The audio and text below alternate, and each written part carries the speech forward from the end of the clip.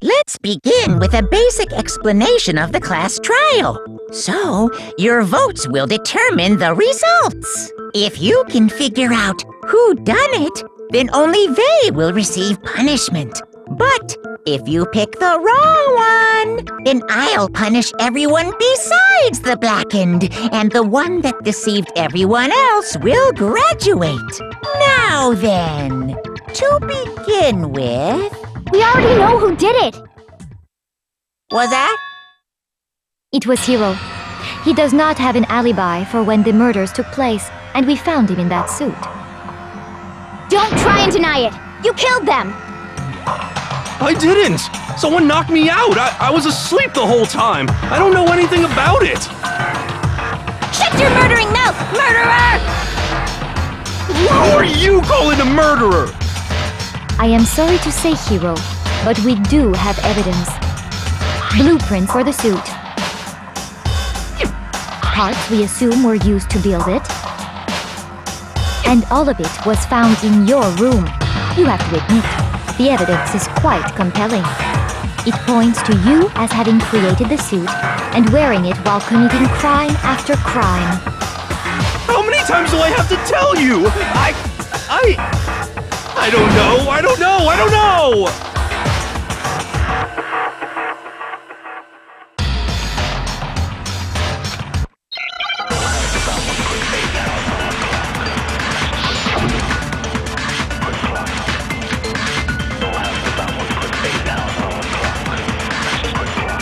Everything we found in your room. The blueprints, the suit parts, they are all proof enough that you are the culprit. I don't know anything about that stuff! It's not true! It's a conspiracy! Hiro, why? Why did you kill them? No! Just hold on a second!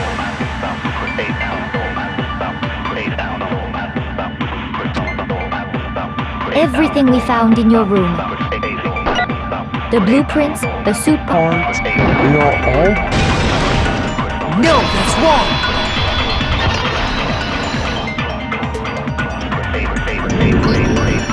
Are we sure Hiro really made those blueprints? What do you mean? Well, take a look at this.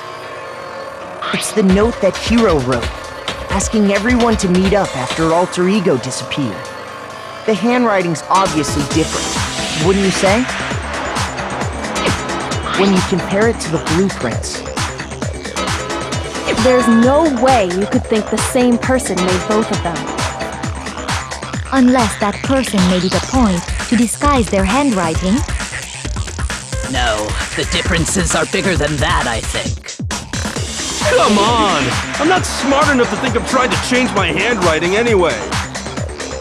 So Makoto, are you saying you don't think Hiro's the culprit?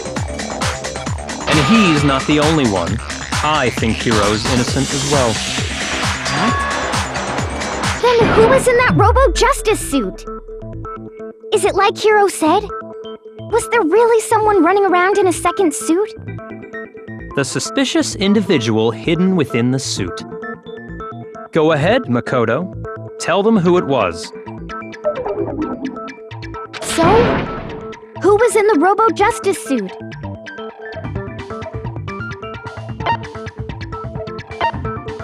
I got it! Other than Hiro, I can't think of anyone else it could have been. Obviously, he was the one in that particular suit, and we never found any kind of second suit. Then there can be no doubt. Hiro is the prime suspect. That doesn't make any sense!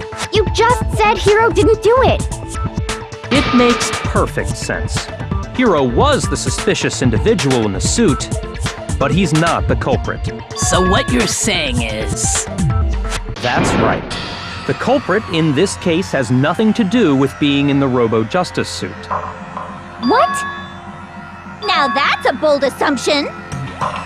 And what reason do you have to make such a statement? You do have a reason, yes? Of course. But before we get to that, there's something else we need to clarify first. So let's get that out of the way. Hey, stop trying to boss us around! All things have a proper order. So what is it? What needs to be clarified?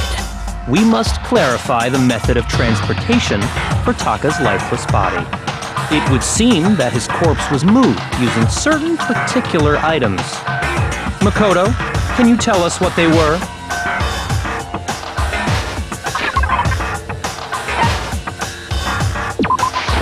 I got it!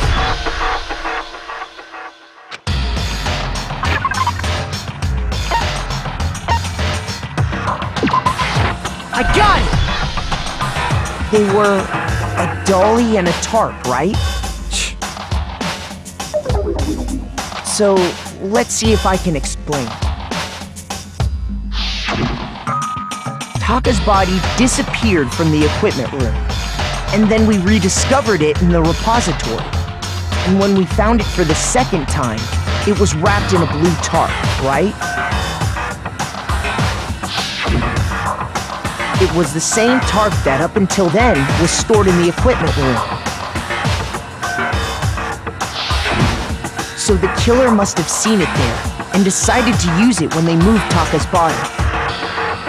That way, they wouldn't leave any bloodstains while they were moving it. Okay, that explains the tarp. And the dolly? Same thing. I'm sure the dolly was in the equipment room when we first found Taka's body there. But when the body disappeared, so did the dolly. Later, when Taka's body reappeared in the repository, so did the dolly. In other words, you think they used the dolly to move the body, am I right? But are you sure you are not mistaken? Huh? Are you absolutely positive the dolly was in the equipment room when we found Taka's body? That dolly was made specifically for moving large objects between the repository and the art room. It would be very strange indeed to discover it had made its way to the equipment room. Is it not possible that it was in the repository all along, and you simply didn't realize it? She's raised an objection. How do you respond? There is no shame in being wrong. Nobody expects much from you anyway. We have all accepted the fact that you rarely understand what is going on around you.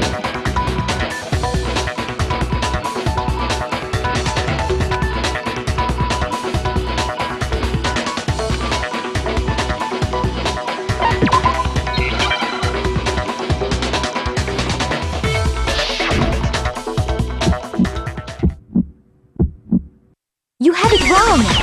I cannot agree! You are a fool! So pathetic! Lies will get you nowhere! Do your worst! You miserable wretch! I cannot agree! You are a fool! Do your worst! You have it wrong! I cannot agree! You are a fool! So pathetic! Lies will get you nowhere! Do your worst! You miserable wretch! I cannot agree. You are a fool. Do your worst. I cannot agree. This should prove it.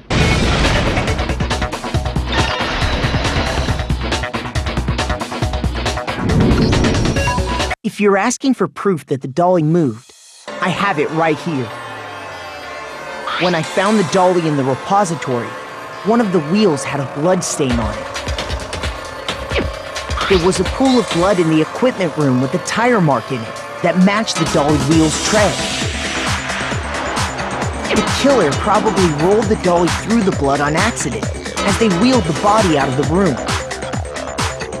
And as the blood dried on the tire, they moved the body into the repository. So there's my proof that the dolly was used to move Taka's body. Well, anyway, that was just something we had to get out of the way. Let's get back to the main subject. Yeah, the subject of how Robo-Justice didn't do it. Because if it's not a killer robot, then what kind of robot is it? I'm not sure that really matters. I'd be happy to explain why the occupant of the suit couldn't possibly be the killer. If you look back on how the body was transported, it will become immediately obvious.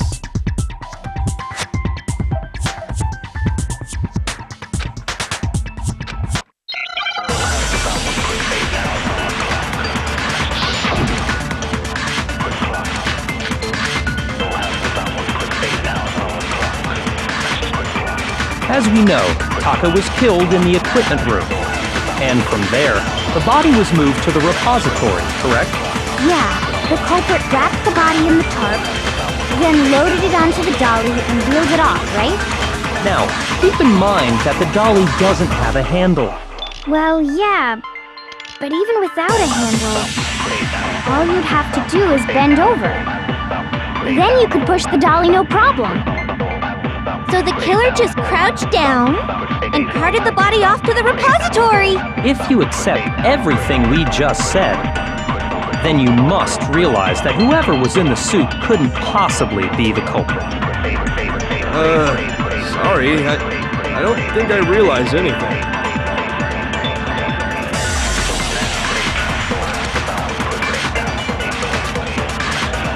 As we know, Taka would end from there. The body, the culprit then loaded it onto the dolly. Now, keep in mind, Well, yeah, but even without a handle, all you'd have to Do is bend over.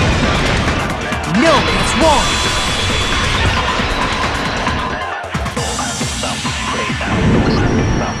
You're absolutely right that you could push a dolly without a handle if you stoop down low. But if you were wearing that suit, do you think you could actually get into a position like that? What do you mean? Think back to what you said when we were all checking out the suit together, remember?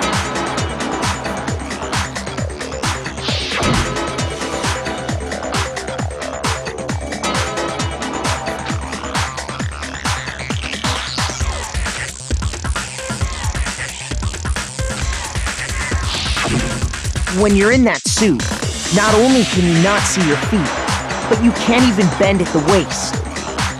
Am I right about that? Now that you mention it, yeah. It seems like it'd be awfully hard to push that dolly if you couldn't bend over. Well, what's to stop you from simply pushing the dolly with your feet? When you can't even see your feet? You really think someone could kick the dolly all that way? Yeah, it'd be totally impossible. Not that I can say for sure myself.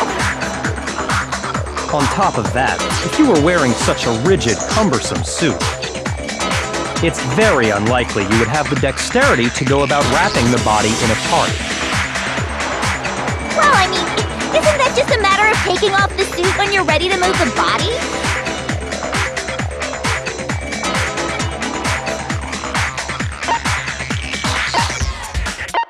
I got it! I don't think taking off the suit was an option.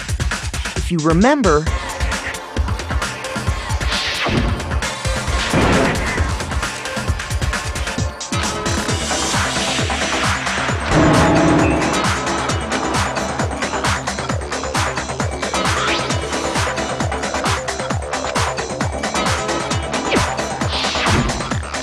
true. It seems impossible to put the suit on or take it off without help.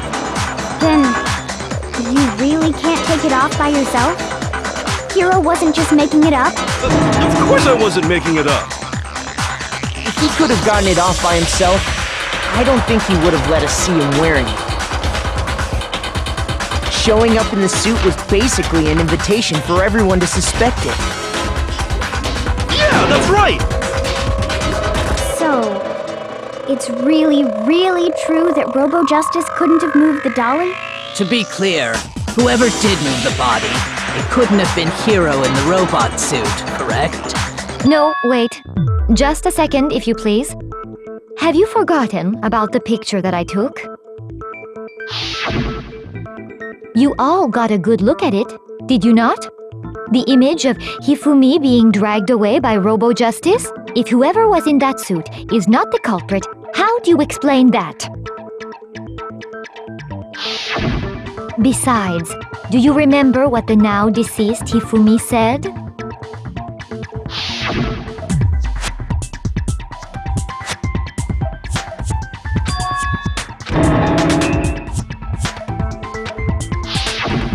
So long as those facts exist, the proper conclusion is beyond question. The individual inside the suit and the culprit are one and the same. It was Hiro, without a doubt. Yeah, that's gotta be right. Hold on a second! It's still far too early to reach that conclusion. Besides, there's no hurry to decide who did it. Before we rush to a verdict, shouldn't we explore every single possibility? Instead of seizing on one viewpoint, the truth is uncovered by analyzing things from every angle. Perhaps, but where do we go from here? Let's review this series of unfortunate events from the beginning. Maybe we'll uncover something new. What a pain in the ass! I don't disagree, but our lives are on the line. If this is what it takes, we have to do it.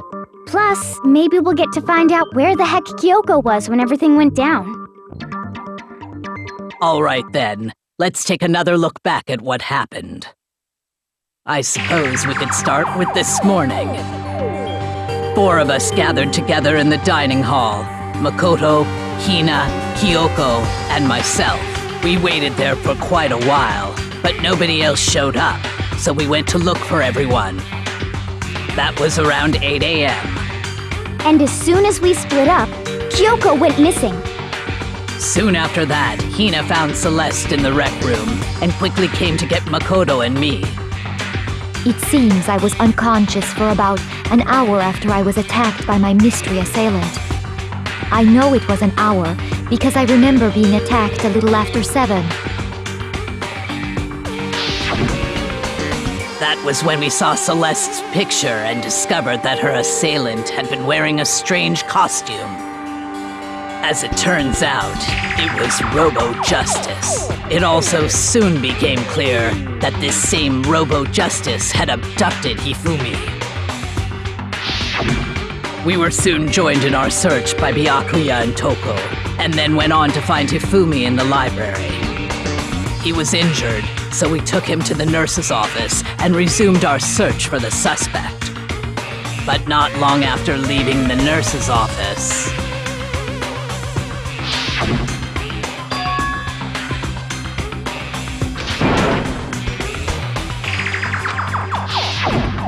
When Celeste told us that, we decided to split up and search the second floor. And soon after that, I saw someone moving around on the 3rd floor, and I yelled out to everyone as soon as I did.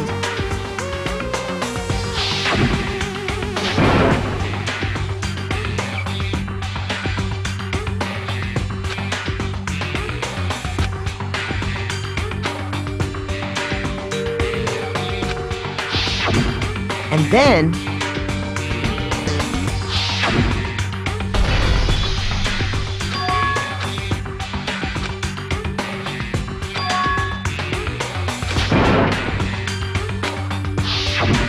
at that point, we decided to divide up into 2 groups. Celeste, Hina, and I went back to the nurse's office. while Sakura, Byakuya, and Toko chased after the suspect. When we got back to the nurse's office, we found Hifumi, dead. And that's when we heard the body discovery announcement. I left Celeste and Hina there and headed back to the 3rd floor to let the others know what had happened. Meanwhile, we had just discovered Taka's body in the equipment room. We must have found both bodies at almost exactly the same time, because we heard the same announcement not long after we discovered his body. And that's when I told you guys about Hifumi. Then the 3 of us headed for the nurse's office. But right after we left the physics lab, we ran into Celeste, who'd arrived after us, and she told us something very surprising.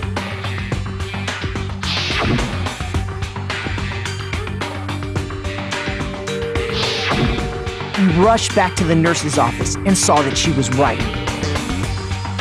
Then we remembered we'd left Toko passed out in the equipment room, so we hurried back again.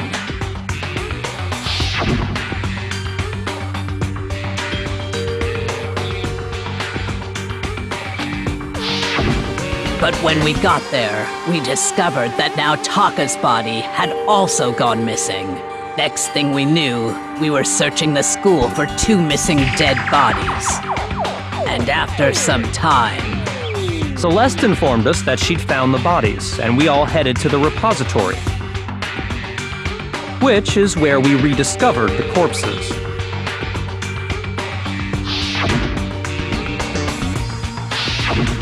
I think that about covers it. I see.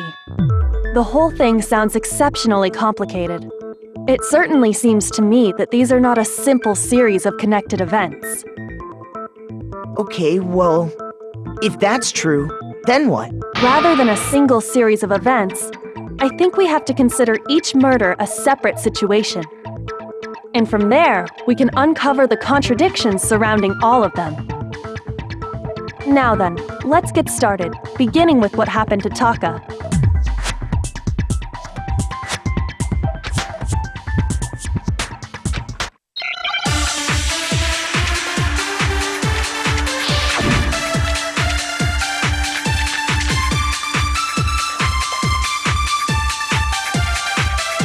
So, regarding Taka's death, I wonder if he died before Hifumi. Or perhaps it was after? We already know what order they were killed in. Taka came last. what makes you say that? Because of the numbering of the Justice Hammers. It's true that Hifumi was killed with Justice Hammer 3, while Taka's death came from a swing of Justice Hammer 4. See? So it's obvious Taka came after.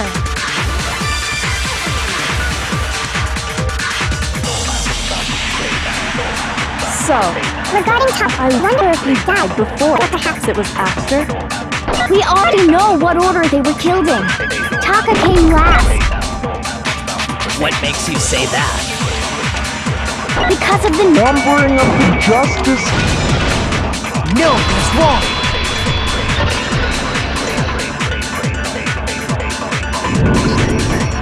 Hold on. There's no reason to assume that the hammers were used in the same order as their numbers. If anything, that's just another way the killer tried to disguise their actions. So you're saying the culprit wanted us to think the hammers were used in order, but in reality, Taka was killed before Hifumi? Okay then, let's see the proof.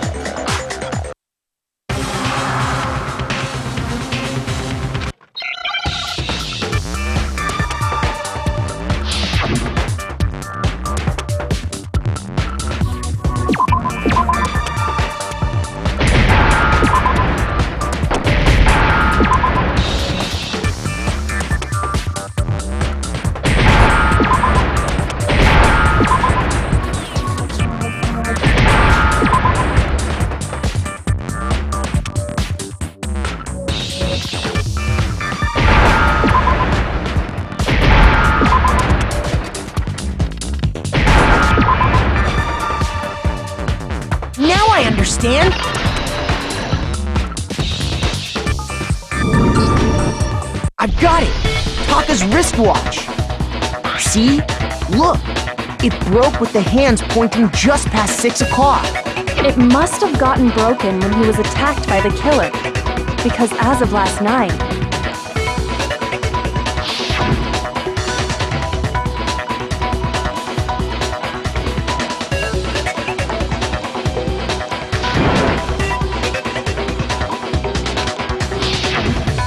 so if it wasn't broken after 6 last night, then he must have been attacked around 6 this morning. And that would be his official time of death. But if that's true, then he was killed well before Hifumi. And before Celeste was attacked this morning, which happened around 7. That's right. Taka was killed before any of the other incidents took place. That simple fact slipped past all of us. We made the wrong assumption about the order of events, all because of those justice hammers. That's exactly why the culprit wrote the numbers on each hammer and had them increase in size.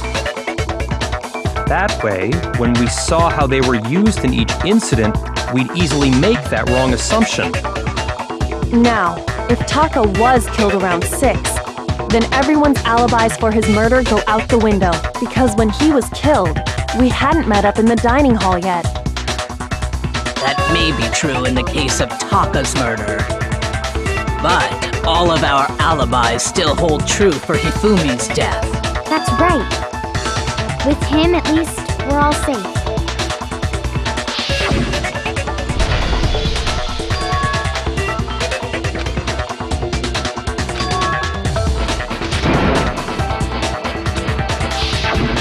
When we heard Hifumi screaming, we were all together. Except for Hiro and Kyoko. Then we all ran down to the nurse's office, and that's where we found his body. That's totally true! We're all in the clear! Oh, I know! They must have recorded him screaming on a tape or something, then played it later on! If that's true, where's the tape? I don't know. Don't just go making stuff up! Anyway, we all have rock-solid alibis for when we heard Hifumi scream. Since all of us were there together, clearly none of us could have killed him. And it does not stop there. There was also the moment when we discovered his body had disappeared.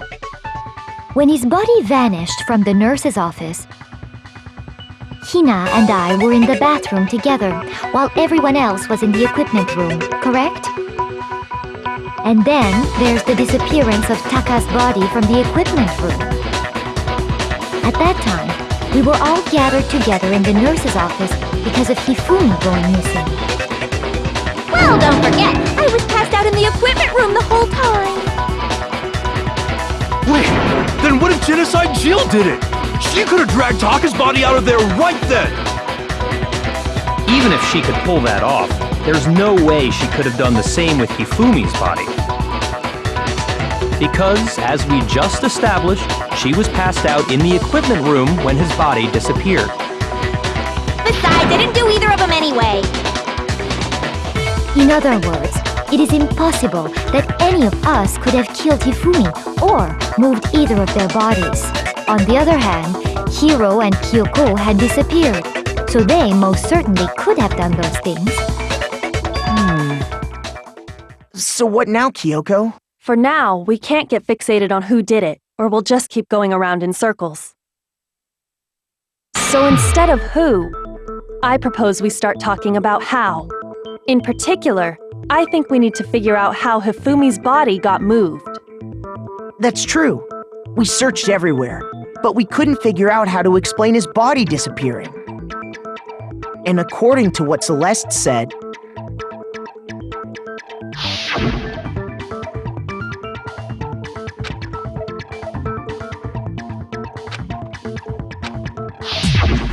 his body apparently disappeared in the 1 minute her and Hina took their eyes off of it.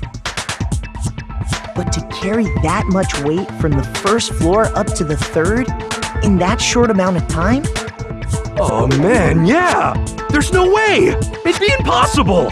Well, What if I told you there was a way to make the impossible possible? What? How? If the dead body were to move itself. The dead body moved on its own? No! Not another ghost! I don't think it has anything to do with the occult.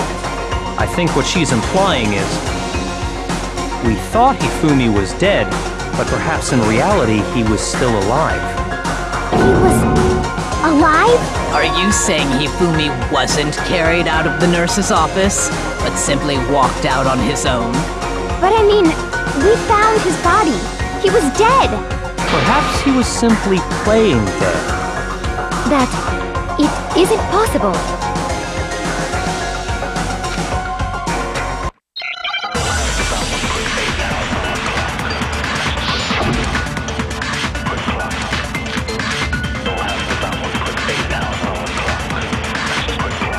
Are you saying that when we first found Hifumi in the nurse's office, there's a chance he was actually still alive? No, it is impossible. Hifumi was dead, without a doubt. And you know that how? Surely you heard the body discovery announcement along with the rest of us. Hifumi's dead body had been found. And that is why the announcement was made. Are we really so sure about that? Maybe the announcement was intended to signal someone else's discovery.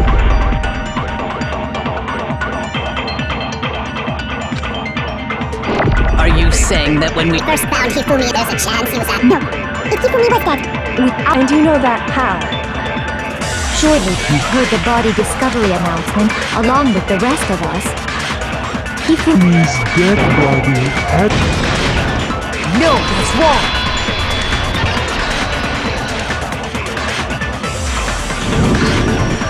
Was the body discovery announcement that was made really intended for Hifumi?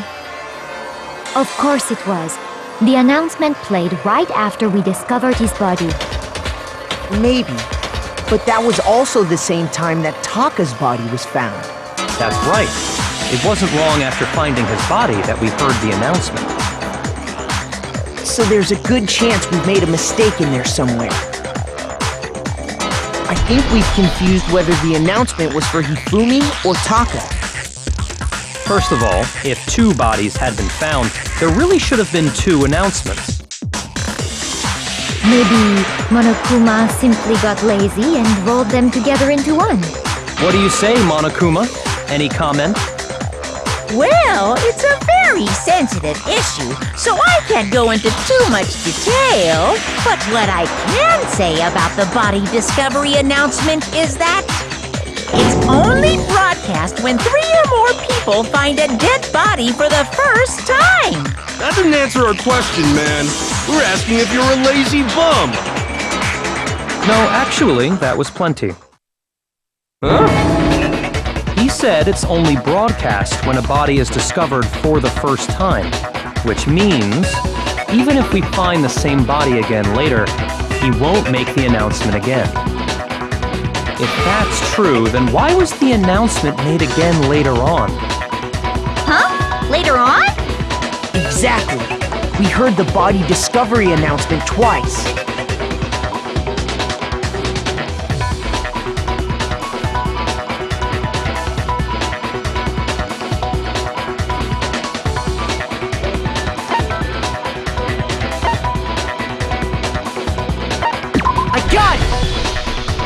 We heard it a second time in the repository, when we rediscovered the two bodies.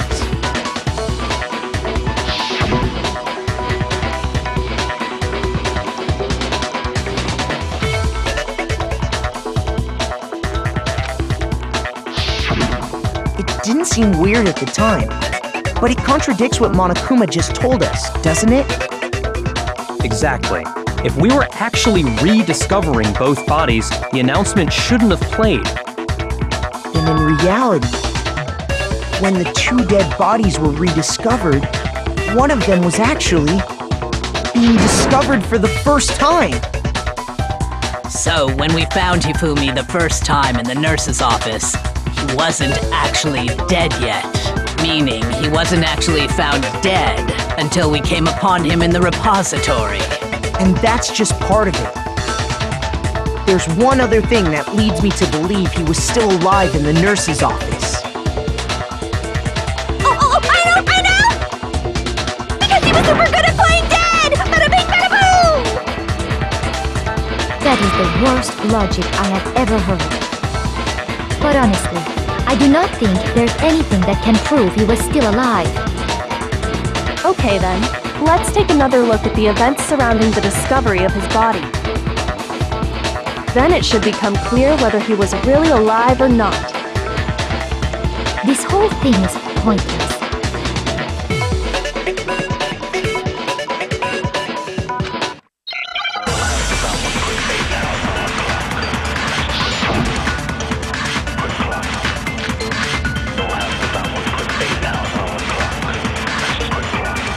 Well, here's one thing we do know.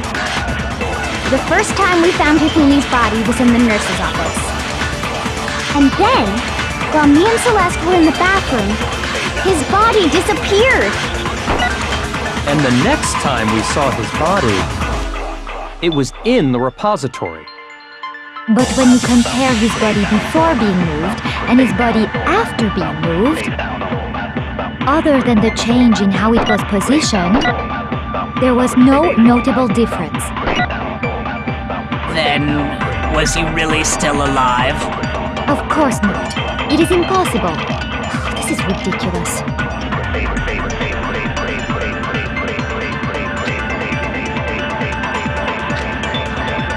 Well, here's one thing we do. The first time we found Hifumi's body was and then, while me and Celeste were in the bath, his body disappeared. And the next time we saw his body, it was in the repository. But when you compare his body before being moved and his body after being, other than the change in how it was positioned, there was No notable difference. No, that's wrong!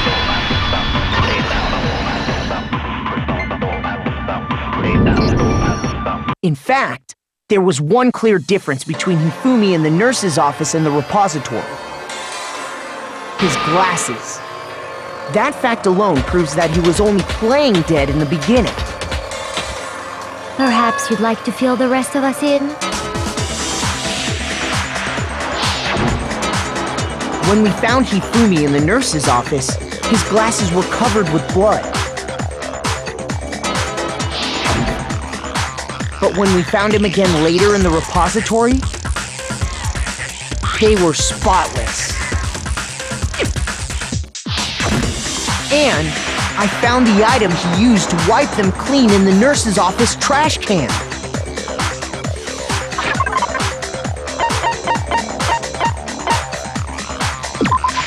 I got it! It was a glasses cleaning cloth featuring a certain cartoon mascot. One look at the bloodstain on the cloth should make things clear. This piece of cloth was used to wipe Hifumi's glasses clean. And the mascot on the cloth is the same one that's on the digital camera, right? And whose digital camera was it? Hifumi's, of course. The character was Princess Piggles from Demon Angel Pretty Pudgy Princess, I think. I highly doubt anyone but Hifumi would have brought something like this to school. I see your point. And the only people here who wear glasses are... I wouldn't be caught dead using a tacky piece of garbage like that. A few tissues is all I need to keep my glasses clean. Then there's no question. It belonged to Hifumi. So what you're saying is... What exactly? What I'm saying is, the blood on his glasses was wiped away using his own glasses cleaning cloth. Even if that is true, it does not mean he wiped the blood off himself. But who would benefit from a clean pair of glasses other than the glasses owner? That's a good point. And it must have been him, right? So let's assume that Hifumi was still alive in the nurse's office. He pretends to be dead. Then when he's alone, he wipes his glasses clean so he can see. Then he stands up and walks out on his own 2 feet. And with that, the impossible task of moving his copious corpse becomes possible, wouldn't you say? But then, if he was just pretending to be dead, what was with all that blood? Was it paint or something? The fridge in the nurse's office contains packs of blood for emergencies. He probably used one of those. He figured if he was gonna play dead, he should go all out, so he just dumped it everywhere! But he got crazy with it and had to wipe his glasses off when he was done! God, what an idiot! And if Hifumi was still alive at that point, the disappearance of Taka's body is easily explained. It should be perfectly obvious who must have moved Taka's corpse.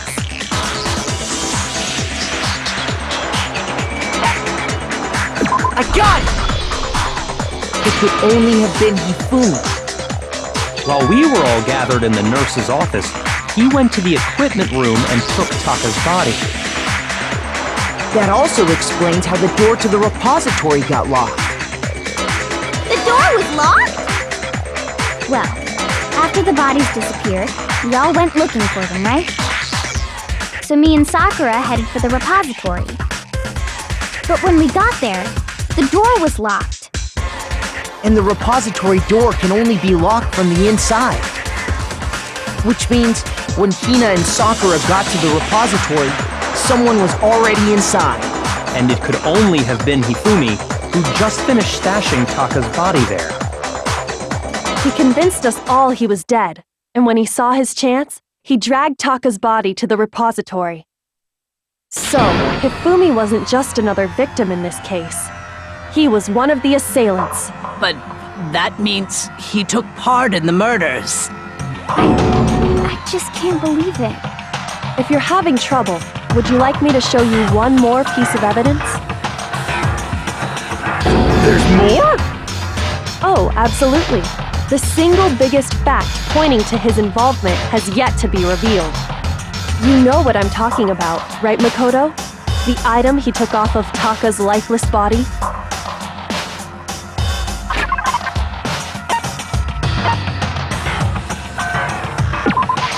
I got it! You're talking about the note Hifumi had hidden away, aren't you? Hidden note? That's right. We found it stuffed in his pants. What? In his pants? Yes, his pants. Okay, well, forget about the pants for now. Take a look at what the note says.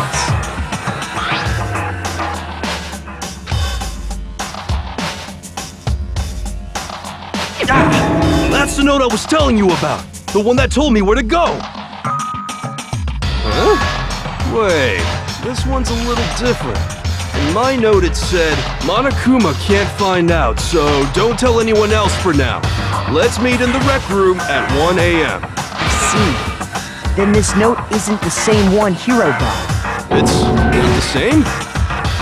In other words, the killer got in touch with another person besides Hiro. And that person could only have been... I got it! That's right! Taka!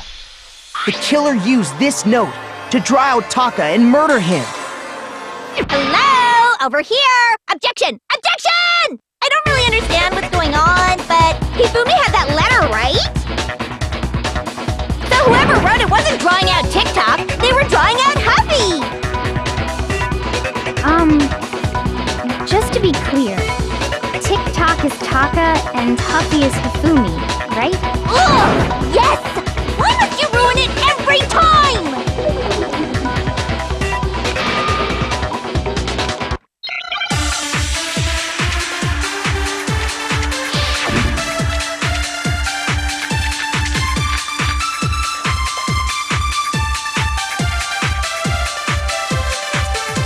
Huffy had the note, right? Then the person it was intended for must have been Huffy! But remember what the note said. What time did it say to meet? 6 a.m., I believe. The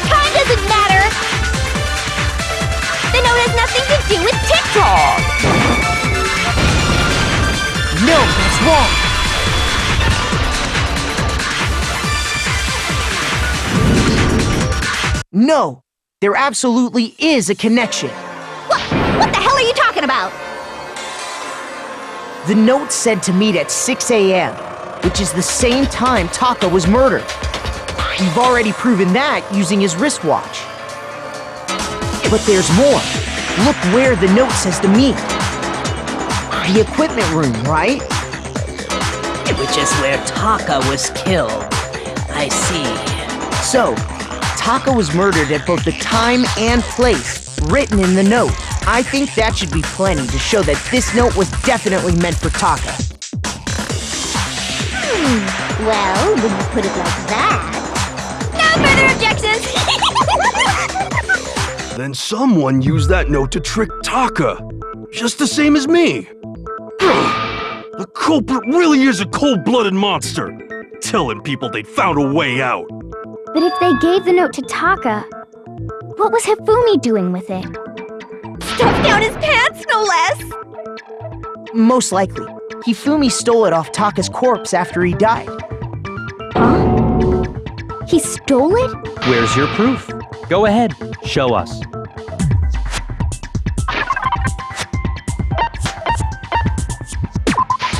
I got it! When I searched Taka's body, I saw that his lifeless hand was gripping a small scrap of paper.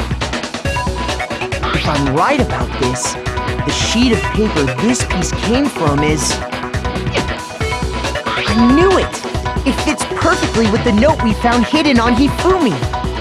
Then Taka's scrap and Hifumi's note... Yup, they're from the same piece of paper. Hifumi had the note meant for Taka, while Taka's corpse still grasped a small piece of that note. There's only one way to explain it. Taka died clutching the note. Hifumi tried to free the note from his death grip, leaving behind only one small scrap. Did I get all that right? That means Hifumi knew the note was important. Exactly. Which proves that he was an accomplice in the murder. Whoa. Yeah. After seeing all this, Hifumi was super involved in this whole thing for sure. In fact, he was behind the whole thing. In fact, he's still alive! Sorry, no. When we found him in the repository, Hifumi was truly and completely dead. The second body discovery announcement proves that. So then, who killed Hifumi? Whoever did is the mastermind, the true killer. He was killed in the repository, so he must have been killed not long after transporting Taka's body. So, he must have been killed after Taka's body vanished, but before we found both bodies in the repository. During that time, we'd all split up and were searching for Taka's missing body. In other words, during that time, none of us have alibis. Wait, but me and Sakura were together. Stop trying to steal the spotlight, you stupid walrus! Who are you calling a walrus? Anyway, when they were killed bothers me too. But there's something that's been bothering me even more. And what might that be? The weapon they used to kill Hifumi! The weapon? Yeah, because I mean, according to the Monokuma file, the way Taka and Hifumi were killed was almost the same, with them having similar fractures and all. But Justice Hammer 3 and 4 were still laying around in the nurse's office and equipment room, right? So if Hifumi was killed in the repository, the culprit would have had to grab one of the hammers, kill Hifumi, then put the hammer back where they found it. But wouldn't that be seriously risky for him? I'm surprised. It seems there's some semblance of a brain knocking around that skull of yours after all. Hell yeah, it's packed in there good and tight. He's right, though. I don't understand it either. The Monokuma file makes it clear that they were killed using similar instruments. But if the hammers were already laying around those other rooms... So the question is, How could the culprit have gotten their hands on either of the hammers? Personally, I haven't a clue. So which hammer was used to attack Celeste? Number 1 or number 2? Those were accounted for in other rooms too. And I don't think either one is big enough to kill someone.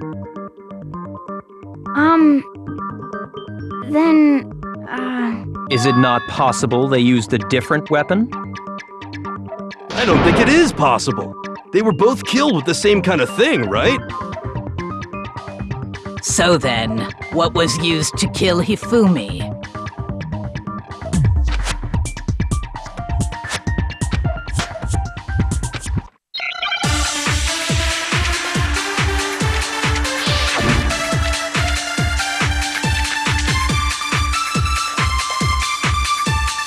What was used to kill Hifumi? Was it Justice Hammer 3? Maybe Justice Hammer 4? Well, whatever it was, there's one thing we have to figure out. How was the culprit able to move around so freely with the weapon? How did nobody witness them carrying it? Sounds like a Justice Hammer 5 is about to make its appearance! Check out murdergear.com/hammertime for more info! Well, one thing seems pretty clear. The murder weapon had to be one of the Justice Hammers! And, No, it's wrong!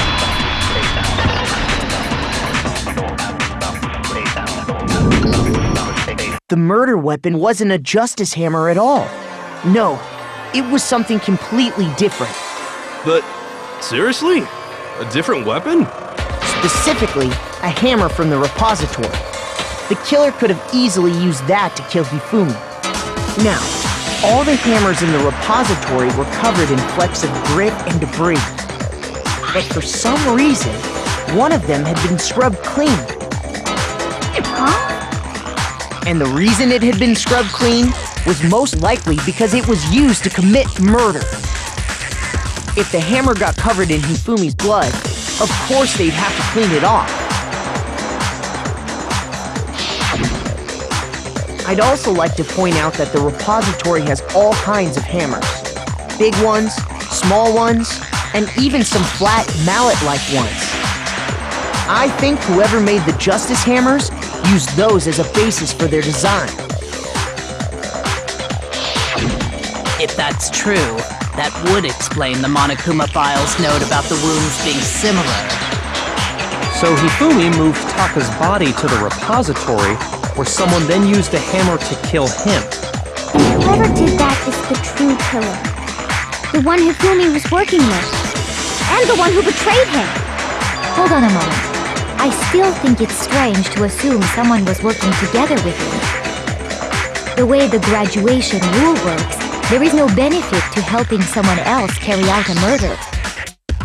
So the idea that anyone would work together like that is simply ludicrous. We talked about this, did we not?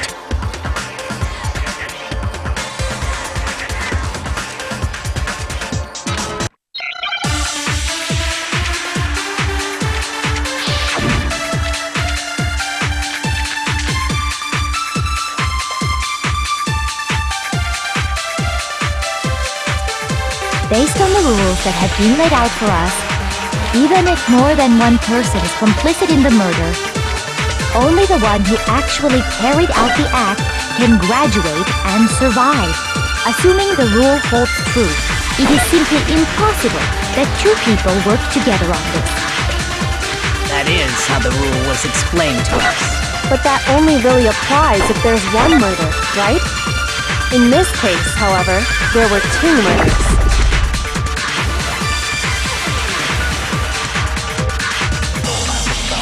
Based on the rules that have been laid out, even if more than one person is only the one who actually carried out the act can graduate and survive. Assuming the rule holds true. It is simple. No, that's wrong!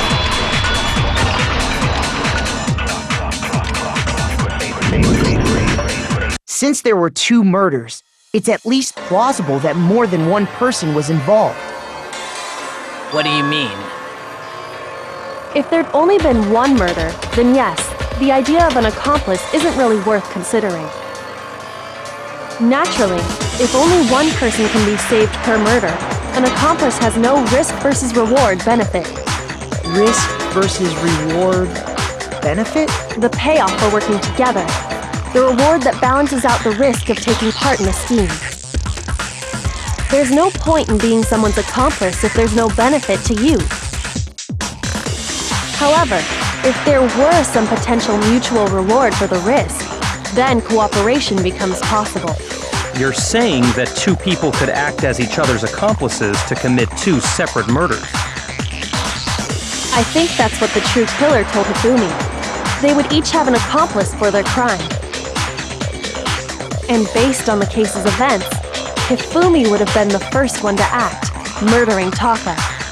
They made him carry out the first murder so he couldn't back out of helping them later on. So in this case, there wasn't one single person committing multiple murders. Instead, each person killed someone, creating two separate incidents. And it only looked like one person because that's how the true killer designed it to look. A single suspicious individual, a similar weapon used in each crime, disappearing bodies. By creating one seamless set of circumstances, they made it look like one person was behind it all. The mastermind picked their target and managed to convince him to go along with their plan. And then, to avoid the no accomplices rule, they simply killed their accomplice. Which, if true, means that betraying Hifumi was part of the plan from the very beginning. That's just awful! How could anyone be so cruel? You think so? I can't help but admire its cunning. Still, their choice of accomplice seems odd.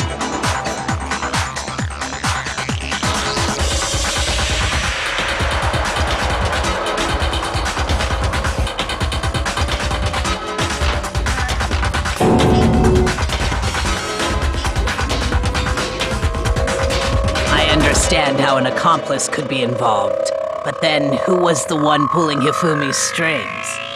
That's problem numero uno right now!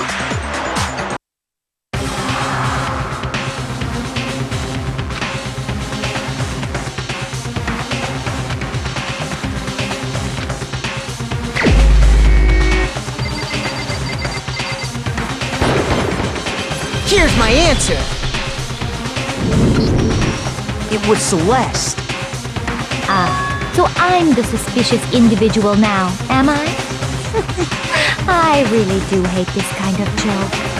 A joke? I wonder. So what you are saying, then, is that I specifically chose to work together with Hifumi. The idea that I would choose to spend any amount of time interacting with him, that I would go within 10 feet of that shit-brains, that lazy, worthless goddamn idiot! Pardonnez-moi. Just to be clear, there is evidence to support it. Is that so? It is. Throughout the investigation, there was certain behavior that was common only to the two of you. Considering what we've learned so far, it only further proves that the two of you were working together.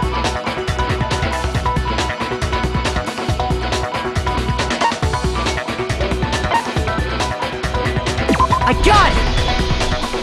The behavior they had in common has to do with the suspicious individual in the suit, doesn't it? The only ones who ever actually saw Robo-Justice firsthand were Celeste and Hifumi. Shush, the adults are talking now. Sorry. As he said, only Celeste and Hifumi ever laid eyes on the costumed individual. If we accept that Hifumi was one of the culprits, we can't help but suspect what Celeste has said as well. Are you saying everything they told us was a lie? After taking Hifumi to the nurse's office, we all began our search for this individual, correct? And not too long after that, do you remember what Celeste said?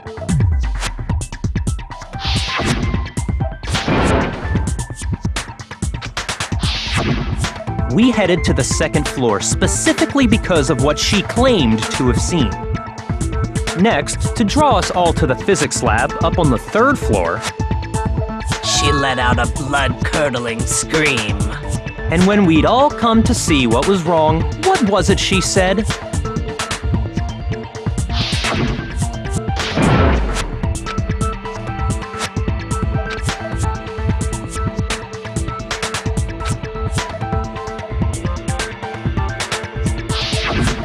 Once she'd done her job of getting us all up to the physics lab, it was time for her partner to get to work.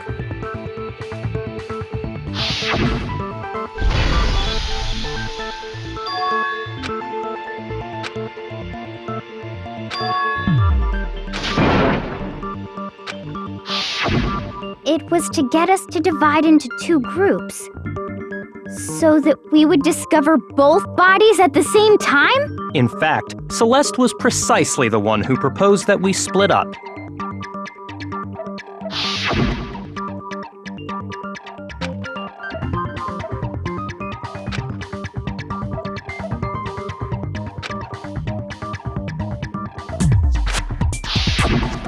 Well, if Celeste and Hifumi were working together, all those chance events suddenly become connected.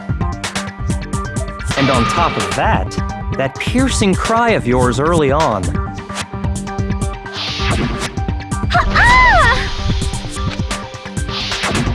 That was to signal Hifumi, wasn't it? It was your way of telling him, we're on the 3rd floor, everything's going according to plan. Why else would you let out a scream that could have carried across the sea? I just realized another strange thing. When we found Hifumi in the nurse's office, who we now know was only pretending to be dead,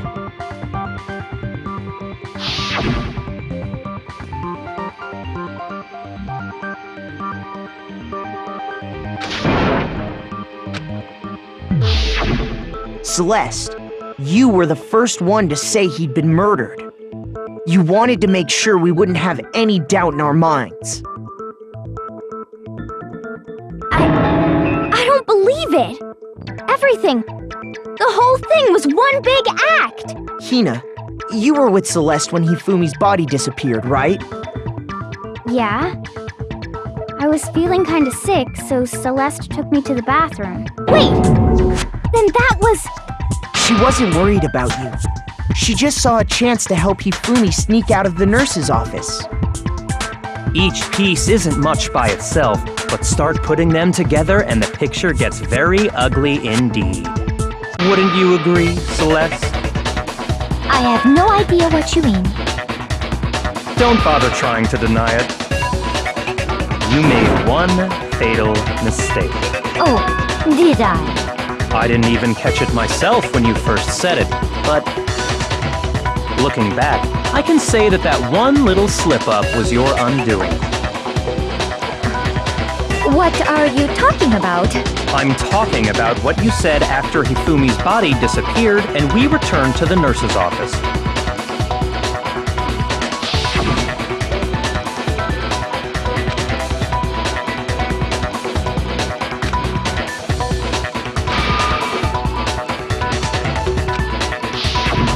I remember her saying that too, but I don't understand what's so strange about it. Then pay attention.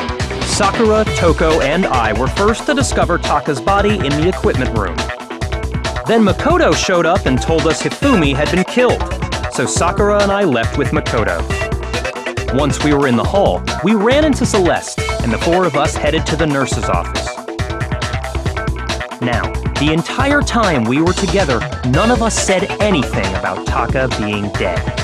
Think about it. Celeste's comment doesn't make sense. It was completely out of place. Yeah, I see what you're talking about.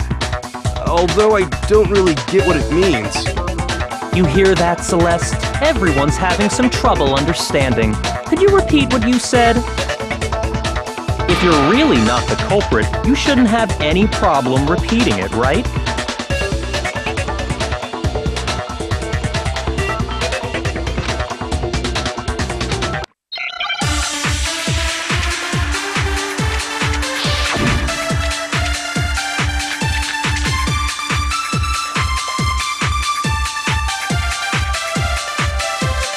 All I said was, they must really be enjoying this. Enjoying the sight of us standing around, frightened and confused. They must be positively elated. We are all going to die here. We are going to die, just like those guys died. And that is all I said. And that's all it takes to finish this. It's obvious, isn't it, what was so strange about Celeste's comment?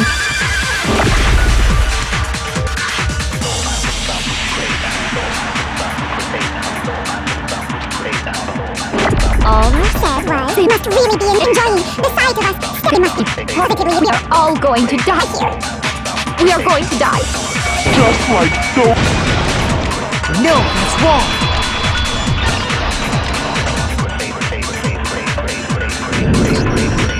That's right. There's no reason Celeste should have said, just like those guys died. When she said that, none of us had told her Taka was dead. Exactly. And we didn't run into her until after we were all out in the hall. So there was never any chance for her to have seen his body in the equipment room for herself. So how did you know, Celeste? How did you know more than one person had been killed? And how did you know they were both guys? Because Kyoko had also disappeared, right? So she could have been dead too. You all have such vivid imaginations. You know that? Imaginations? You claim that I was lying when I told you about the suspicious person I saw. Then what about the picture I took? How do you explain this picture of the costumed villain dragging Hifumi away? It has to be some kind of setup, right? So let's put the suit on, and then she used the camera's timer to set up the picture. Have you so quickly forgotten? You are the only one who could have possibly fit into that suit. Plus, I happen to know that this particular camera does not have a timer.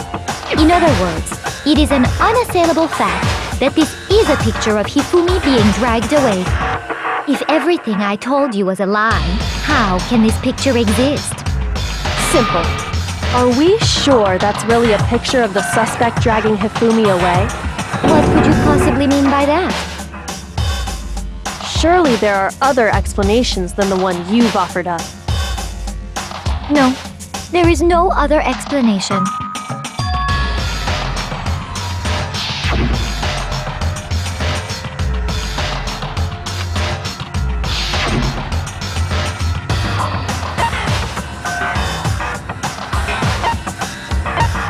I got it! It's not a picture of the suspect dragging Hifumi away.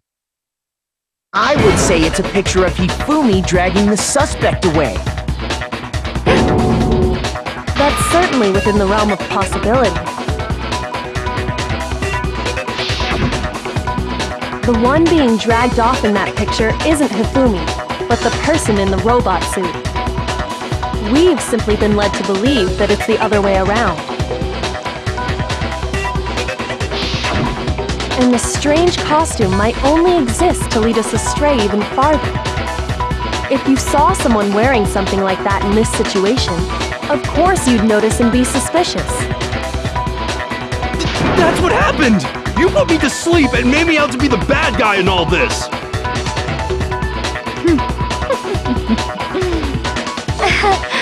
Such a thing is utterly impossible. Hifumi was dragging him away? Ridiculous. Is it? I don't think it's ridiculous at all. Then shut your mouth and allow me to educate you.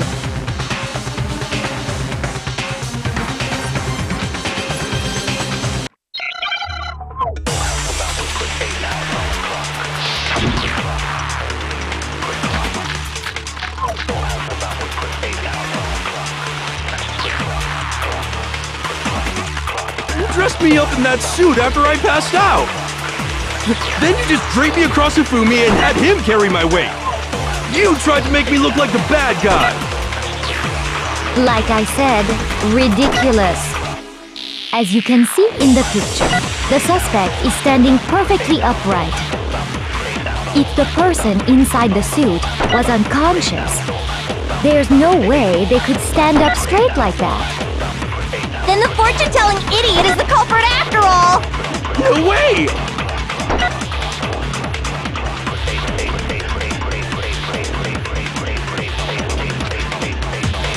You dressed me up in that suit after I just draped me across and you tried to make me look like the bad guy. Like I said, ridiculous. As you can see in the picture, the suspect is standing perfectly upright. If the person inside the suit was unconscious, there's no way they could step. No, that's wrong.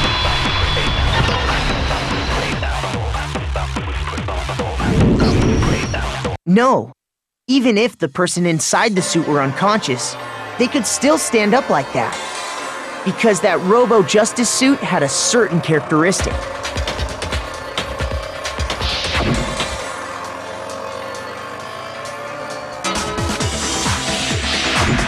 That's right! They totally made a mistake when they made it, so it couldn't bend at the waist. I'm not so sure that was a mistake. I think the suit was designed from the beginning to be used the way it was. Celeste and Hifumi took the suit they'd specially designed and stuffed Hiro into it. That's how they were able to fake that whole thing. The point of it all was to make us believe whoever was in the suit was to blame. Well then, I suppose this is checkmate. checkmate.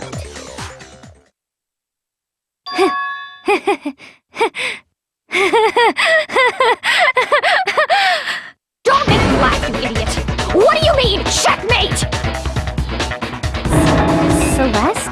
Clearly, you want to cram me into your little guilty box. Well, there's one little problem. Have you already forgotten what Hifumi told us as he lay dying?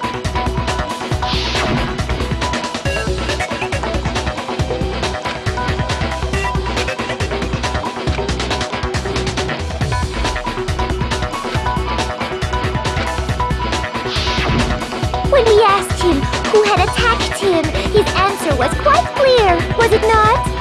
He said, and I quote, Yasuhiro. In other words, Yasuhiro Hagakure! Wait, but my name isn't really Yasuhiro. It's actually Taro. Your confusing statements don't make any sense. You're only making things more complicated. He did say Yasuhiro, but are we sure he was really pointing the finger at Hiro? What the hell are you talking about? I'll burn you alive! Kyoko, what do you mean by that? Think back to how Hifumi used to talk to us. How did he refer to each of us?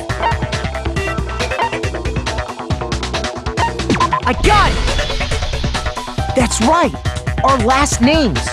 He called us all by our last names! Exactly. I know I heard him say Mr. Naegi more than once, for example.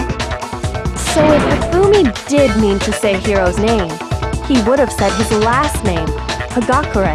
I'm sure it was just incidental. By chance, his first name. Indecent? Don't talk. Random chance. Now isn't that a convenient explanation? No, there's no reason to think he would have said the name any different than normal. But he must have run out of energy before he could say any more. So Hifumi was trying to tell us the last name of whoever killed him? But the name he said doesn't apply to anyone here. Well, no. Hold on. There's one person it could apply to, and that's Celeste. She never actually told us what her real name is. What did you just say? To think you'd take your false accusation so far, I don't know whether to laugh or spit! Come on! Enough with your idiotic blather! Yasuhiro is a loser's name! Do I look like a loser to you? Well...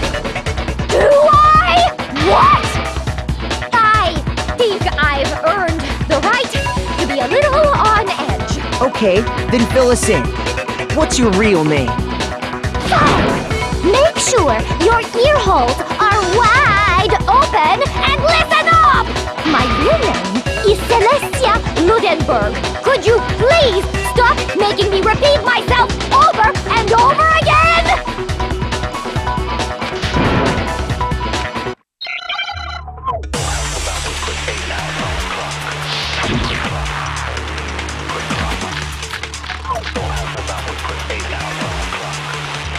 Hifumi was trying to tell us something. He wanted us to know the killer's last name, Yasuhiro. If there's one person here who might have that last name, It would have to be you, Celeste. You haven't told anyone what your real name is. How many times do I have to tell you? My name is... Celestia Ludenberg, god damn it! How long do you plan to go on pretending? I'm not pretending. It's the truth. And since you have no way to contradict me, that's the only truth there is! Moron!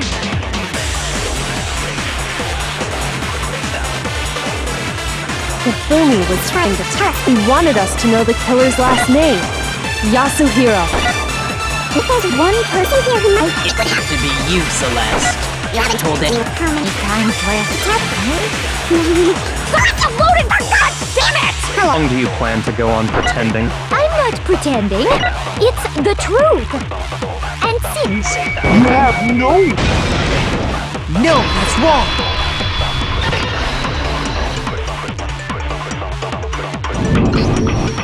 That's it! The handbook! What? Anytime you turn your handbook on, it shows the owner's name when it boots up, right? Monokuma told us all about it before.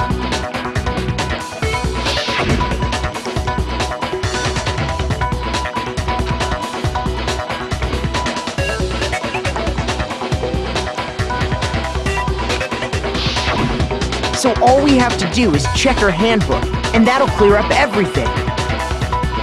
That's how we can find out Celeste's real name. That's an invasion of privacy. I refuse to cooperate. Celeste, can you please just tell us what really happened? Please, just tell us.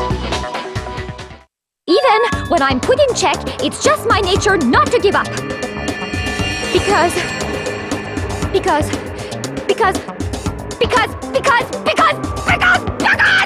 until the game's over, you never know what might happen! Fine then, let me settle it. Let me go over the case again, from the beginning, and shed light on all your crimes. And that'll bring everything to an end.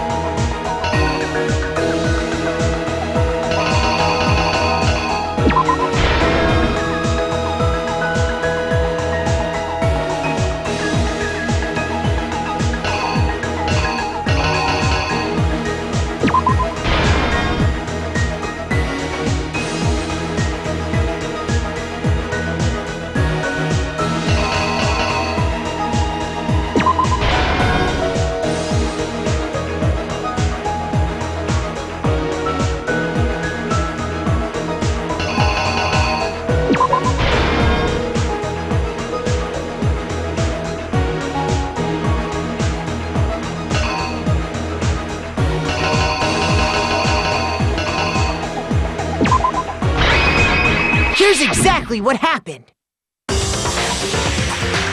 Before anything, the killer persuaded someone to help carry out the murder. And that person was...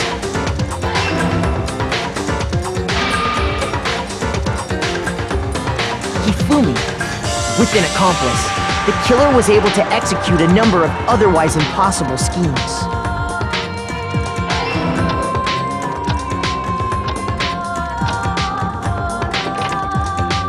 First, they convinced someone to meet them in the rec room last night at 1 in the morning.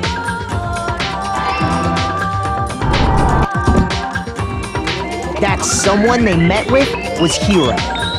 The murderous duo intended to pass Hiro off as the prime suspect.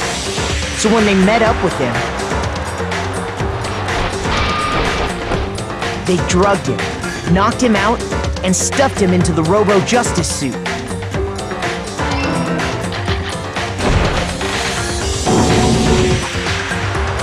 Next, Hifumi positioned himself to make it look like Robo-Justice was attacking him, while the killer used a digital camera to take pictures of the assault. They did all this just to create evidence that would put the suspicion on Hiro. When they were done with him, they shoved him, still unconscious, into the pool room locker.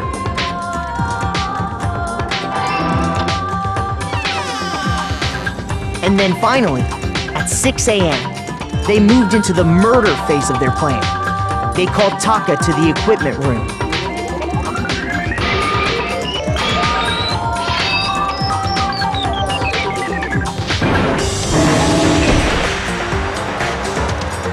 And that's where Hifumi killed him, making it the scene of the first murder. The murder weapon was Justice Hammer 4, which was left there in the equipment room. The reason Hammer number 4 was used was to create confusion about the order of the crimes.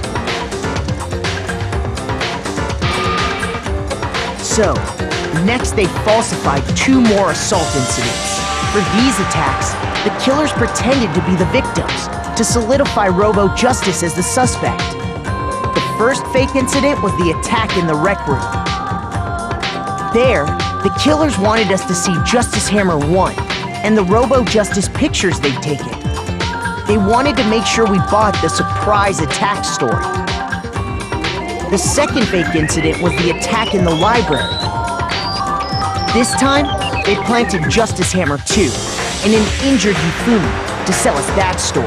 With these 2 incidents, the killers were able to create a certain preconception in our minds that the suspect was increasing the size of the hammers and attacking people in order as they did.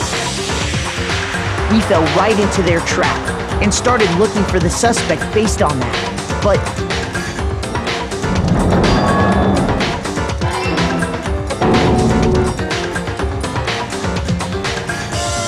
while we did that, we left Hifumi alone in the nurse's office.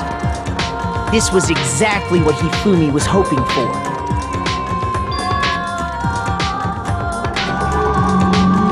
Took a blood packet from the refrigerator and Justice Hammer 3 and turned the room into a crime scene in which he himself had apparently been brutally murdered.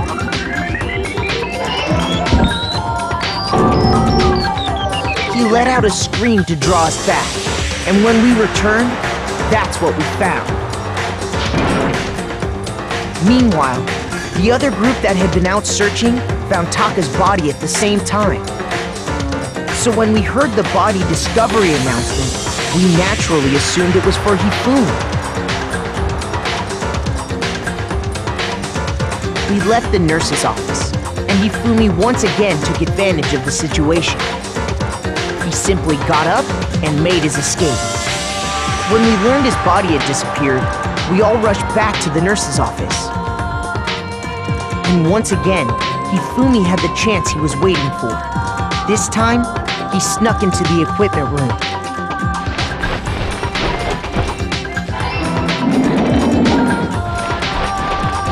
He wrapped Taka's body in a tarp and used the dolly to move it all the way down to the repository. That explains how each of the bodies disappeared.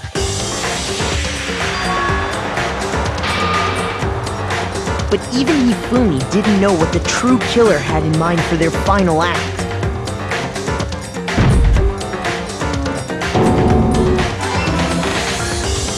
Their plan all along was to kill Hifumi and get rid of the one person who could betray them. And they did it using an ordinary, everyday hammer from the repository. That should cover everything that happened in this case. And the villain behind it all is...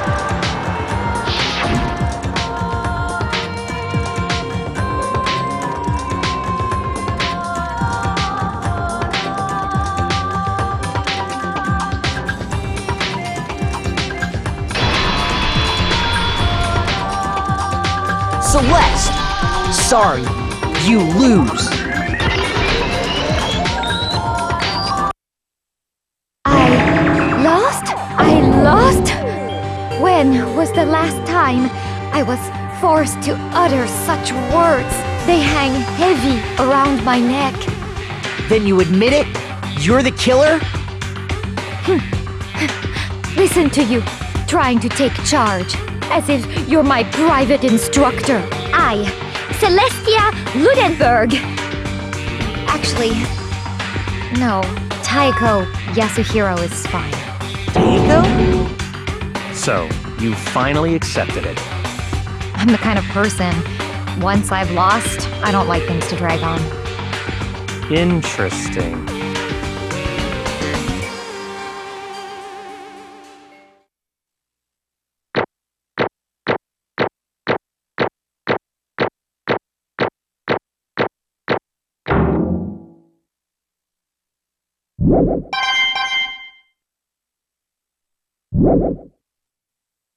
Okay, Monokuma. I'm ready to begin. Or, no. I suppose this is the end, isn't it? It is indeed the moment we've all been waiting for. Time to vote. Okay? Okay.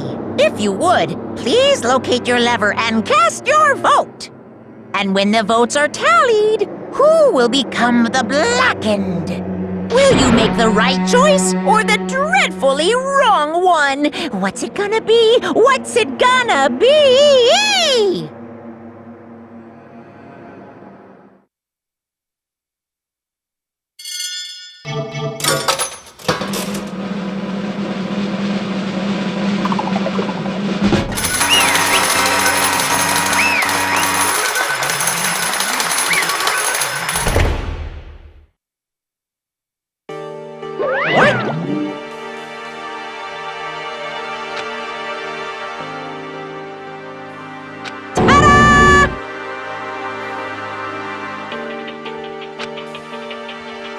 Honestly.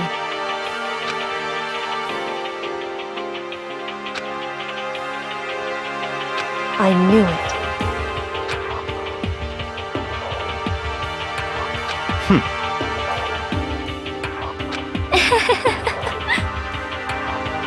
So then...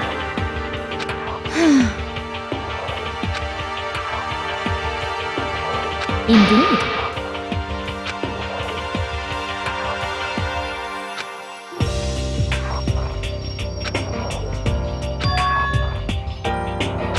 Say what? Just a second. In other words... Indeed. I see.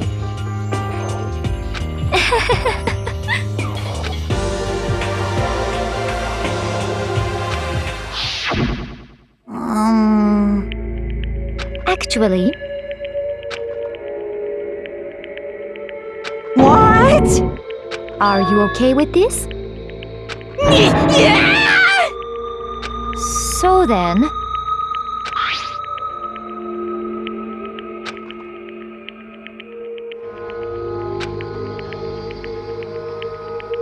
Damnation!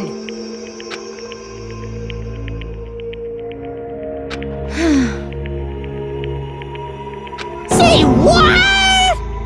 As for me... As for me... What?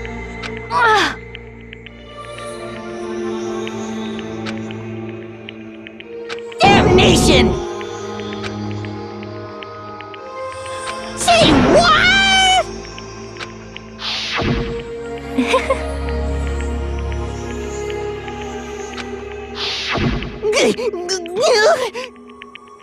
Completely unforgivable! Most unfortunate. Actually, What?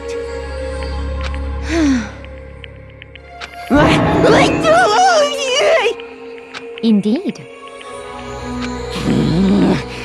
This is unforgivable!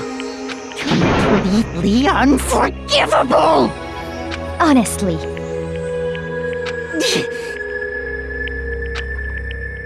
I swear I will save her! actually,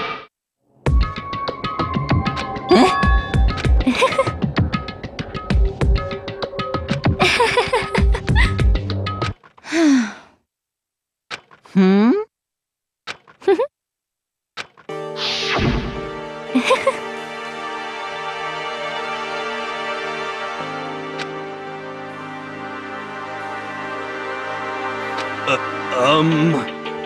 I see. indeed.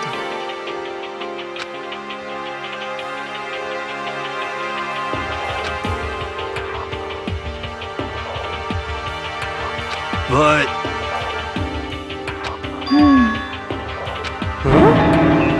Let's see.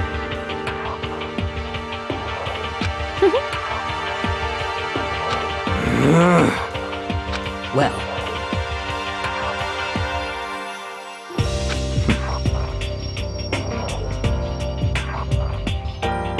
Are you okay with this?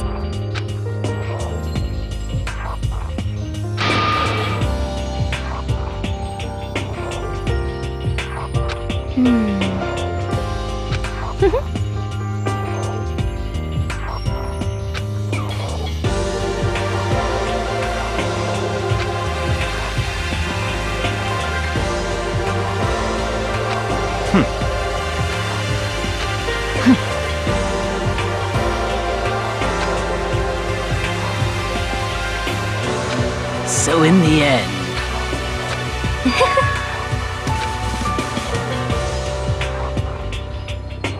What the heck? Well, don't be mean! I wonder about that. Why? What the heck?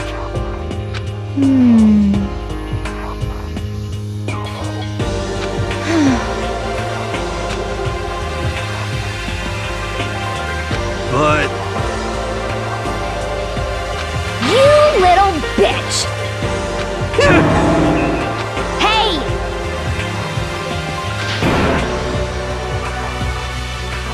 You little bitch! This is fine. Honestly.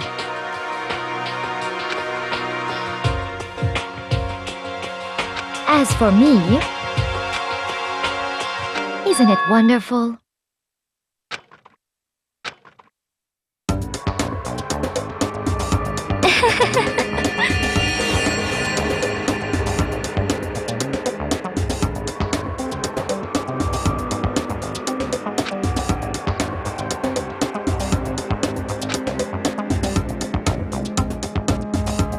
This is fine.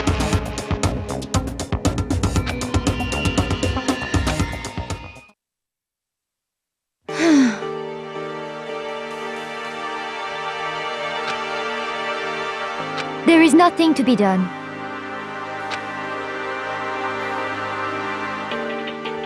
Just the worst. Oh!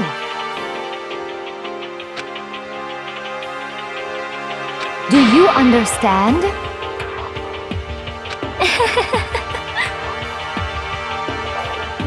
What is this?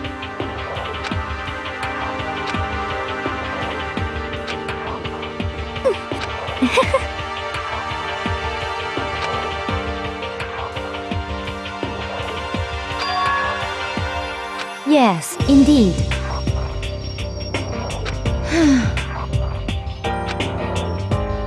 Isn't it wonderful? Hey,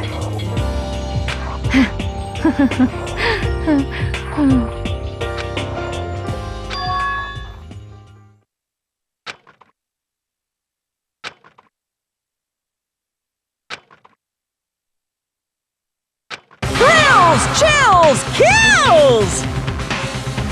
Now then, I've prepared a very special punishment! Let's give it everything we've got! It's punishment time! I guess I'll let Kyoko hold on to this. What? Will it really give you the hope you're looking for? I can't say I ever saw it that way. Which is why... Actually, it's not important. Well then, take care, everyone. Perhaps we'll meet again. In another life.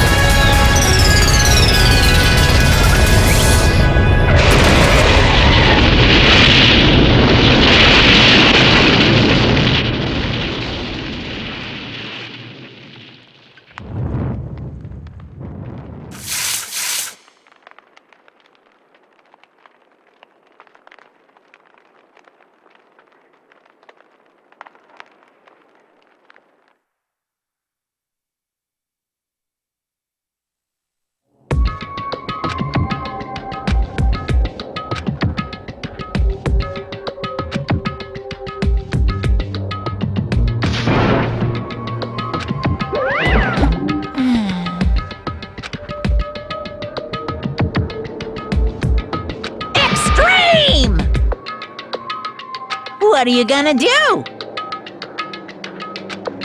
let me out of here!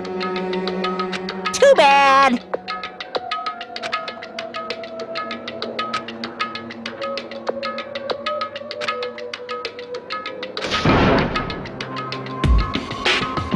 How strange.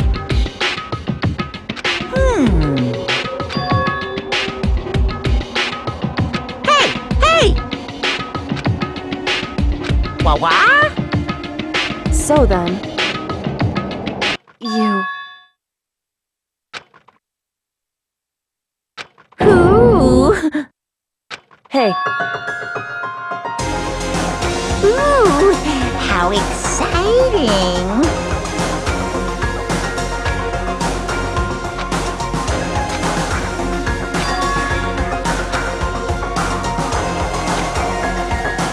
Hello. Well?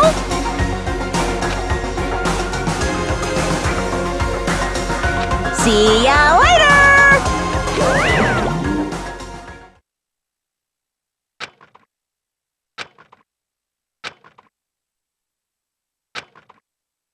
so...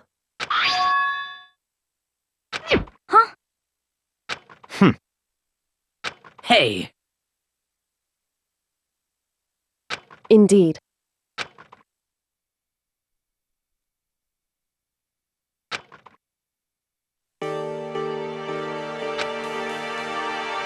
Hey, What? so... Come on.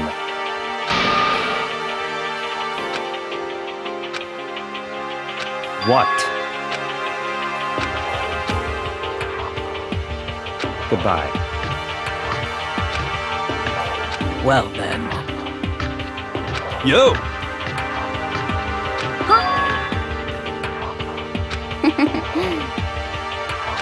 Okay.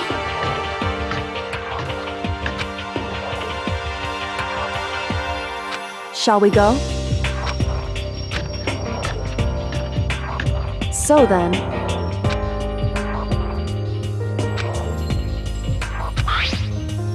You really came!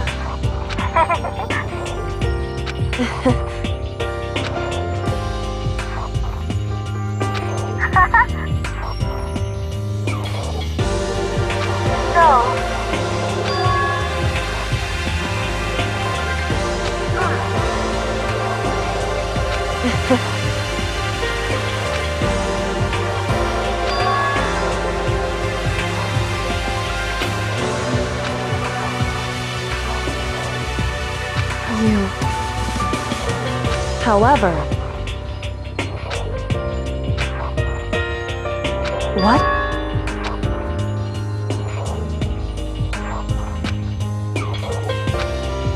Indeed.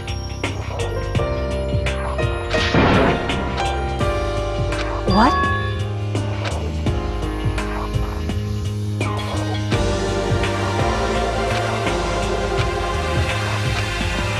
It's true. That's fine.